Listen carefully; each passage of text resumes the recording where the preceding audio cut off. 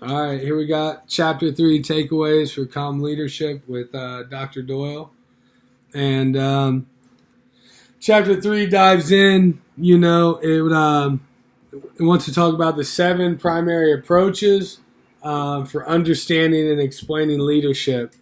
Now, I don't just want to list the 7 and tell you about them, so I'm going to go through a few that I really liked and that I thought were neat. And this is pretty straightforward. When I thought about doing a 5-minute video, I'm like, I don't just want to read definitions. But so it broke it down into 7 primary approaches for understanding and explaining leadership. Starts with the traits approach, which is nature plays a key role in determining potential for leaders. And basically what that's saying to me, the way I interpreted it, was leaders are naturally born. And I agree with that 100%. And I talked about this in my first video, that leaders can be assigned. But at the end of the day, I think most of the time your leaders are natural. And people gravitate to certain people for whatever reason that is. Right, wrong, whatever it is. I just think that's really kind of the way it is in sports and life and the workplace. And, in the workplace, a lot of the time, I feel like people feel like they have to listen to their boss, and that's given, and that's why a lot of the leadership is ineffective. Now, if you put that same, that same group of people that are in the workplace, if you put them in there and let them sort out who their leaders are, and then maybe people would be in different roles, but that's not the way the world works. So, the successful people are in the leadership roles, and others work their way up. And that's kind of how life is. And so the next one I liked was the situational approach. Well, before I go on, let me just list the 7. So it's a traits approach, the situational approach, functional approach, skills approach, relation approach, transformational approach, and authentic approach. And so the next one that I dove into was the nature approach, the situational approach, which skills vary from situation to situation.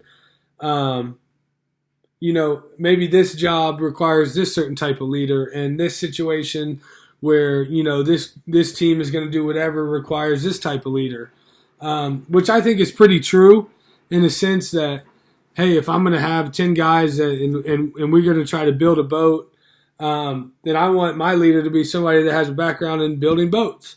And that may not be the one of the 10 guys in this group could be a CEO of a company, but he doesn't know anything about boats. So just because he's the leader doesn't necessarily mean that in this situation that he's going to take over the leadership role.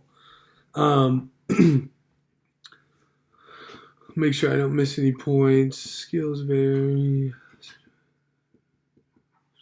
Okay, so I'll go into functional approach. And leaders, in this type of approach, the leaders do things that allow the team to thrive.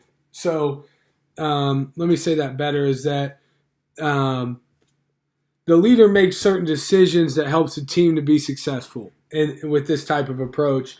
And a lot of times that's true, and, in sports, it's sometimes true. I don't want to keep talking about sports, but I think if your leader's setting the people up to be successful, that's a good thing. And that's not always the case, that the leader has to make a decision so that the people can be successful. Sometimes the people will, be successful, but a lot of the times people want to be led, and people need that direction. So the next approach I liked, and I'll kind of wrap up with this one, and I wanted to touch on relation, but the skills approach, the capabilities that these leaders need with this type of approach, they believe that this information and this knowledge and the way that these leaders conduct themselves can be learned and kind of inherited through knowledge.